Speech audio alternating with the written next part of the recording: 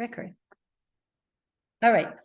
So, Pasuk Ches is the pivotal moment of the Perek. I'll not say the most dramatic, because the most dramatic is about to come in just a few psukim, but the pivotal moment, as in, that's where the change is going to happen. Pasuk Ches. Vayochel shivat yamin, and he waited 7 days. La moed, to the time, asher Shmuel, that Shmuel, blank, velo va Shmuel a Gilgal, and Shmuel did not come to Gilgal. Vayafetz ha'am me'alav, and people burst out from him. Two meanings. Either people confronted him, Shaul, and they like exploded at him, Shaul, sorry, or people started leaving him even more. What is that business of waiting 7 days? What is he waiting for? Because Shmuel had told him. Shmuel had told him in Perek Yud, he told him, when you will be in Gilgal and you will fight the Pelishtim, you have to wait for me. 7 days.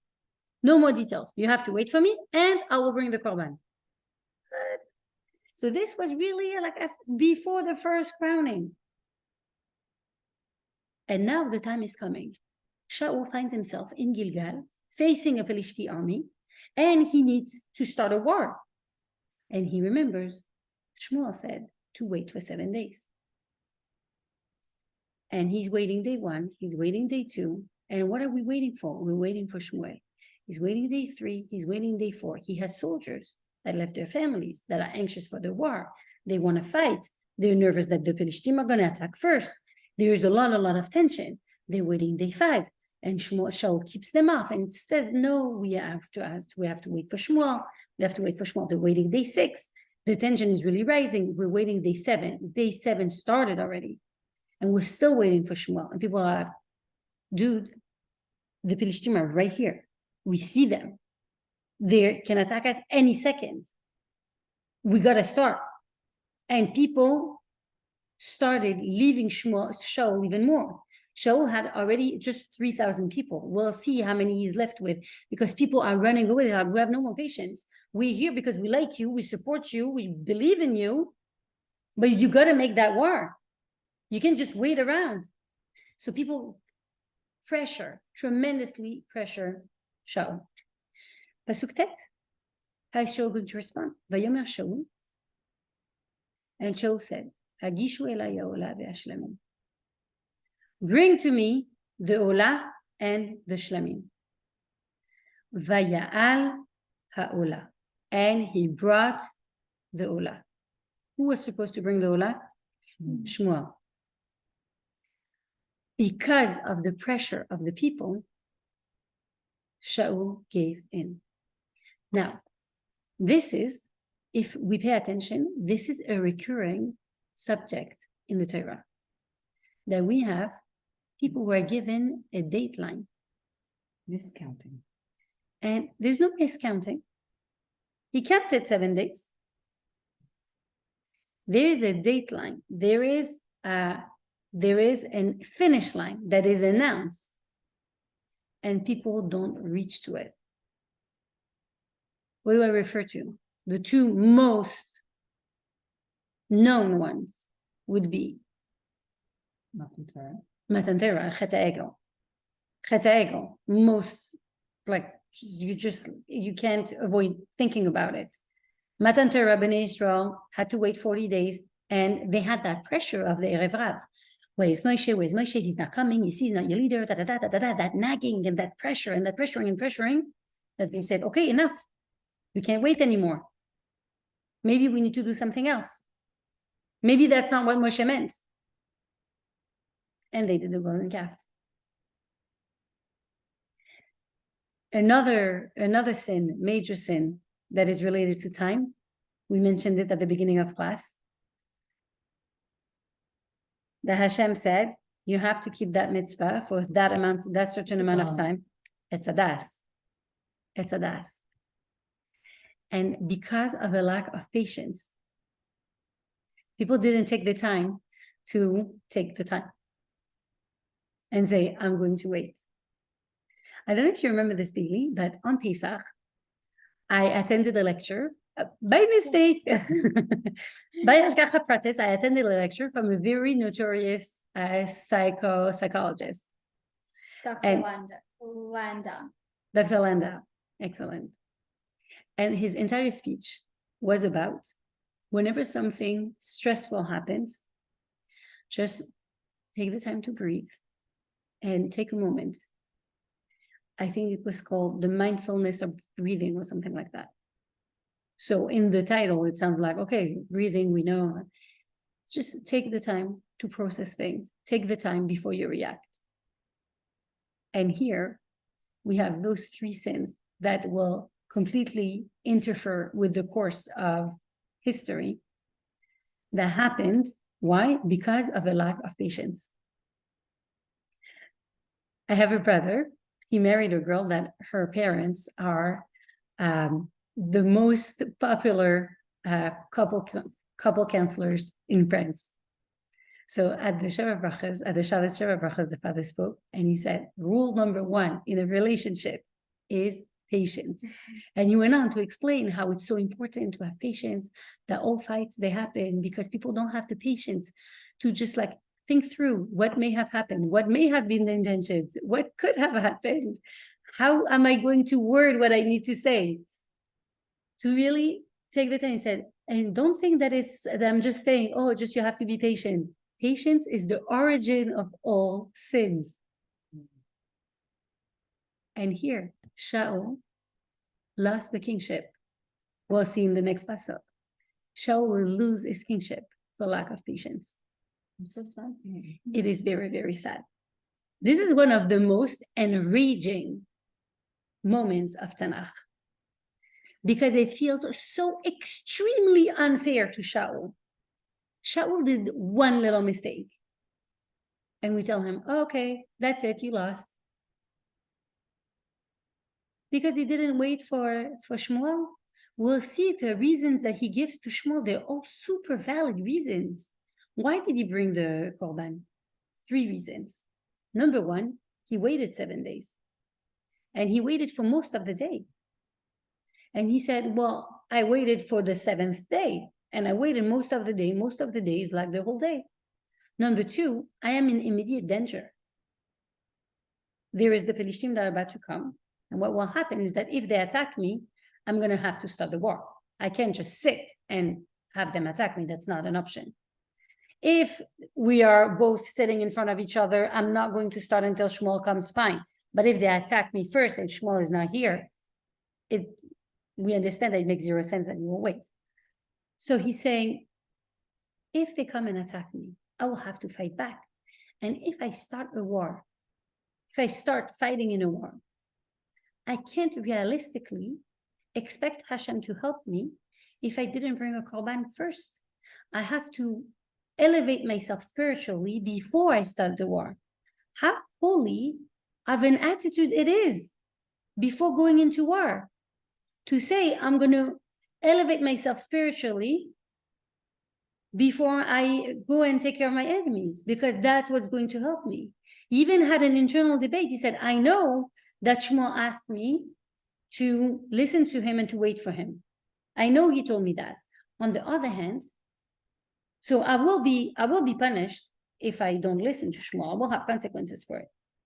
On the other hand, I will have the consequences of my tefillah to Hashem if I bring a korban. Which one can weigh more? The power of tefillah is tremendous. I'm going to rely on the power of tefillah. We started the Perek with saying that Shaul was a tzaddik. Shaul is not just like a Erev Rav that comes and says, oh, okay, let's make a chetz. He had very pure intentions. There's a third reason, though, is that the people pressured him. The people pressured him into starting up already. And that's one of the places where he's going to fit. That he gives too much power to the people. All right. Also because I remember like we learned that also when Shmuel comes and tells him like, Shaul, what did you do? Shaul like there's also a difference between David and Shaul. And Shaul said like it was the people's, like, the people were pressuring me, like, it's not really my fault, it's the people that were pressuring me. And David said, no, I did something wrong. Like, what's a way I can correct it? And it's just different between David and Excellent. We'll see in Shaul's reaction that Shaul does not admit his fault right away. He gives reasons for what he did. And for that, he will be completely smashed into smithereens. So, Pasuk Yud. Pasuk Yud is very theatrical. Is that how we say it? Listen to that. Vayi kechaloto lehalot haola. And it was when he just finished to bring the korban. Vehine Shmuel ba. And here, behold, Shmuel comes. So imagine the scene. Shaul is outside with his army. They're bringing the korban. The korban is still burning. It's still there. The fire is still up. And Shmuel comes in the rising. And they see, oh my gosh, we were waiting for him for 7 days. Why does he come now? Why didn't he come 5 minutes before? On the other hand, why didn't you wait 5 minutes longer? Why? You could have. So we give the example of a king that announced that he's going to inspect the armies. So all the armies, all the troops, they have to polish up their uniforms and have to stand really in their ranks and in their position. And they wait, and they're all standing straight, waiting for the king to come inspect them. And it's really taking time until the king comes. So when one of the officers, he says, I'm so tired, I'm so hot, I'm going to take a little nap. If the king comes, let me know. And right when after he had waited for hours for the king to come, uncomfortable and ready and so prepared for that moment that the king will come, the second he goes lay down, the king arrives. And the king notices that he's not at his place. Said, how dare you? I told you that I was going to come inspect the troops. And you weren't there. You are dismissed from my army. How heartbreaking is it? And for that one moment that Shaul didn't wait, he will lose his kingship. So let's see. And Shmuel comes. And what does Shaul do? And Shaul goes towards him, to bless him. Shaul had just brought a korban, and he gives a bracha himself to Shmuel, or to greet him. Does Shmuel return the bracha? Shalom aleichem, aleichem shalom. No. Vayomer Shmuel, and Shmuel says, Me asita. What have you done? Vayomer Shaul, and Shaul answers. 3 parts. Ki ra'iti, ki nafatz ha'am me'alai. I saw that the people are bursting out from me, meaning they're running away from me. Ve'ata lo bata lemoed hayamim.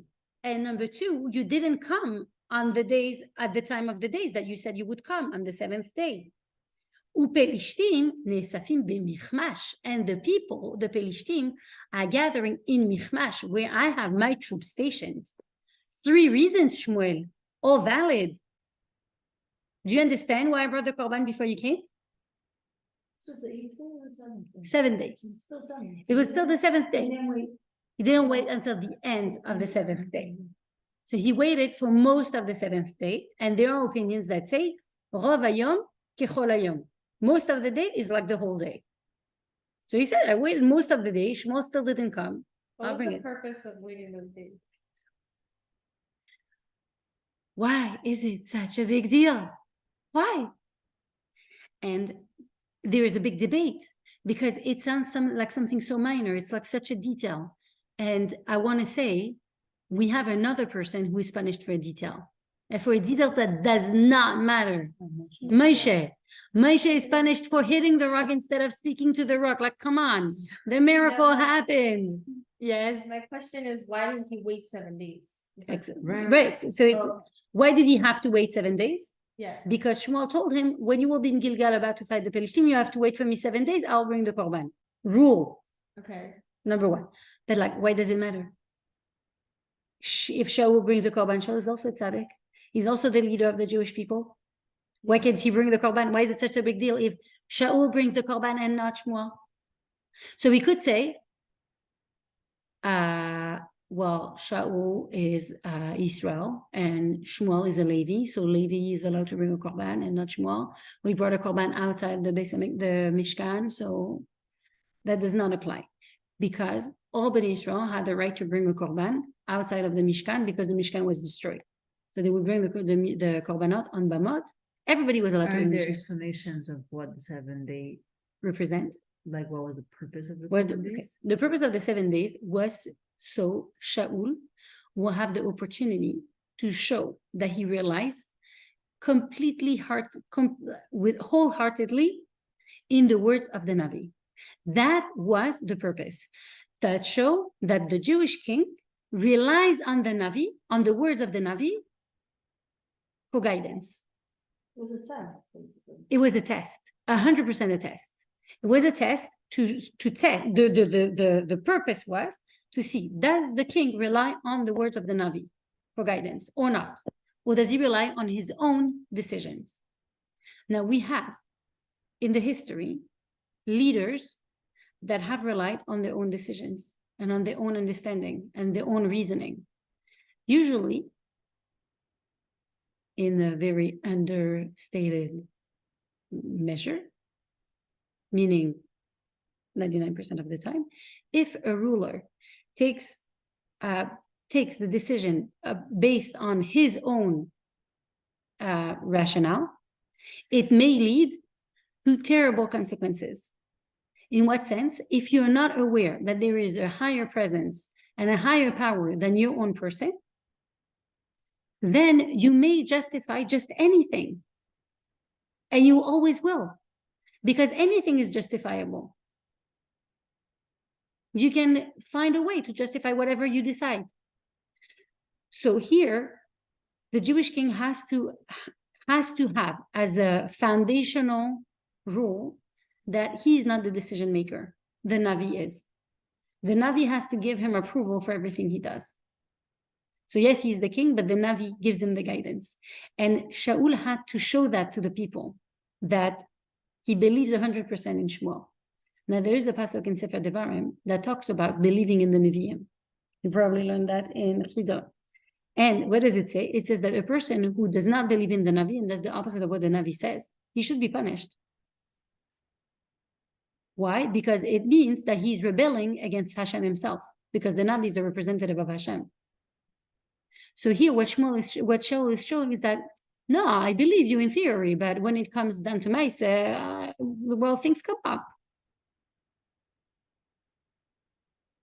And that's where the issue was, that he showed an emunah that was not strong enough. And that's why his kingship was taken.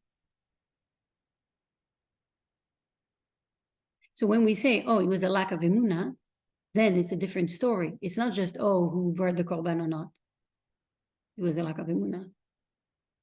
And that's where he's failing. Now the question that's coming is that we know that Yehuda is supposed to be the Shevet of kings. And I think we're going to stop here because it's in the psukim, because it's a long debate in this psukim only. We know that Yehuda is supposed to be the Shevet of kings. So why are we coming to Shaul now and telling him, oh, you lost? Well, you have planned that I would lose anyways. You had planned that Yehuda will be the king, that the descendants of Yehuda will be the king. Why are you telling me I lost? You already set me up. You were not planning for me to be, you set me up for failure, yes. You were not planning on me being the king forever. So the Chachamim say, no, that's not true. It's not the way it works. It says in the Torah, Lo yasur shevet mi Yehuda. The scepter will not leave the tribe of Yehuda. But if Yehuda never took the scepter in the first place, there's no leaving, it didn't come. That's number one. Number two, there was totally a way that Binyamin and Yehuda would be kings at the same time. Binyamin being Shaul and Yehuda being David. That the dynasty of David and of Shaul will be ruling at the same time. The same way that there will be a parting of the kingship after Shlomo, it could have started from the beginning to start with two kingships. And they would have a type of partnership, either Shaul would have ruled over his shevet or the children of Rachel, and Yehuda would have ruled over all the other shvatim, or another type of arrangement that could have happened. That's number one. So it was not decided before Shaul became king whether Shaul's dynasty would continue or not. But considering the circumstances and Shaul's action, that's why it was decided it would stop with Shaul. Number two, had Shaul succeed, what was the original plan? So here we mentioned the Chet Sadas, right? So we know that there was the plan of if Adam would not have sinned, what would have happened? Would have lived in a perfect world, and the Shekhinah would have always stayed in the world, right? So what would have happened if Shaul didn't sin? If Shaul didn't sin, Shaul's job, because he was from Binyamin, from Shevet Binyamin, Binyamin was the only one who didn't bow down to Esau. So Binyamin has in his essence a superiority over the other nations, that he never belowed himself. Do we say that? Lowered himself. Thank you. He never lowered himself in front of the other nations, where all the other Shvatim, they bowed to Esau, and in that action, they affected their essence. Is it by the current story? No, it's by Yaakov and Esau. When Yaakov and Esau met, he asked, thank you for asking. When Yaakov and Esau met, after Yaakov ran away from left Lavan, Esau comes to meet him with 400 men to kill him. And one of the things that Yaakov does when he meets him, him and all his wives and all his children, they bow in front of Esau. What happens is that Binyamin wasn't born. So Binyamin didn't bow, he wasn't born. It's almost like cheating. But neither did But neither did Yosef, the children of Rachel. That's why Binyamin could have ruled also over the Shevet of Yosef. I also, am I making this up? Or Shiva, when Machas Yehuda also was Binyamin in it? Or is that? Yes. Yeah, okay. No. Shevet Yehuda Yeah. will rule also over Shevet Binyamin, but Shevet Binyamin will not rule together with Yehuda. Right, no, what I meant was like when the splitting of the Malchus, Binyamin Yes. stayed with. Yes. How do you remember? How do you remember that Yehuda and Binyamin are together? Is when Yehuda, with the story of Binyamin and Yosef in Egypt, Yehuda says, Arev anochi et hanar, I am responsible for the boy. And Yehuda always took responsibility for Binyamin. That they stayed together. That's it. I told that to Rachel Zuckerman. She has a Yehuda and a Binyamin. I told her, oh, you have a Yehuda and a Binyamin. They're the two closest brothers. So, what would have happened if Shaul didn't sin? Shaul's job was to actually fight the war. So because of his superiority towards the other nations, Shaul's role was to fight the wars. We'll see that Shaul fights 4 wars. 3 of them he wins, and the last one he will lose. Heads up. First, spoiler. First, we saw the war against Ammon. Now, a war against the Pelishtim. Afterwards, he will have the most famous war against Amalek. The role of Shaul was to fight the wars of Bnei Israel and prepare the country to be hashken v'vetach, to be safe and quiet. And then what would happen after? What would happen after is that David HaMelech would become king. And what would David do? David would build the Beis HaMikdash. And when David HaMelech will build the Beis HaMikdash, it will be a Mishkan Olamim, will be a Mishkan forever, for eternity. But it did not happen because Shaul failed. So Shaul was put aside from the picture. And David had to do all the wars. We know that David was a king of wars. David fought all the wars. He was a magnificent, splendid warrior. He succeeded in all these wars. But then he was not able to build the Beis Hamikdash. He had blood on his So the hands. moment of Shaul being, the moment of Shaul here being told, you're not going to be king anymore, this is really, really important. Because had Shaul continued being king, the entire world would have been different. Because the Mashiach could have come, because the Beis Hamikdash that David would have built would have stayed. Yes, but that wasn't the Shem's. But that was 100%. But we know Chedet Sadas is not a detail in Tanakh. It's a massive event. We know that. But here, like the story of Shaul, we're like it's like almost like a by the way, yeah, like the story of the Nazi, like it's like it's not a by the way, this is a massive event. Like when you learn about Chanukah's Beis Hamikdash, this is a massive event. Not when you're You on record. So when you learn about Shlomo doing Chanukah's Beis Hamikdash, it is a massive event. It says like it's almost like Bria Sa'ilam. It's like the realization. It didn't fasten in Kippur. Wow, I didn't know that. No. But it was really the Shechina coming when we know Basi Legani and we understand that the Shechina coming back to the world, that was something humongous. It's not just Perek Yud Alef and Perek Yud in Melachem Alef. It's a massive world event.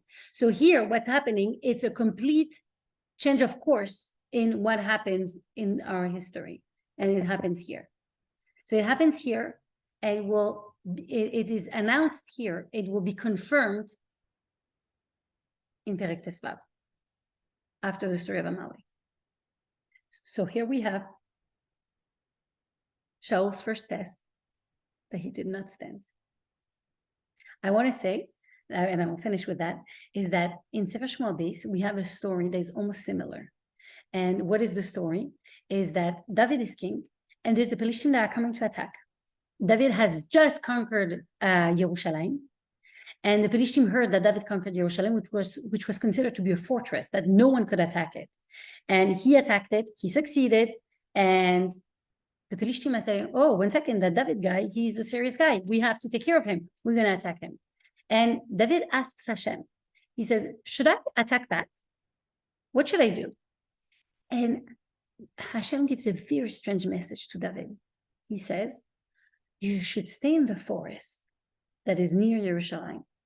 And when you hear, listen to that, when you hear footsteps on top of the trees, did you learn that last year? When you hear footsteps on top of the trees, that's when you should attack. Who hears footsteps on top of trees? Squirrels. Right? Yeah. raccoons. And David is standing there with his army. The Pelishtim are right behind him. But when I say right behind him, it's imagine like they're a few feet away.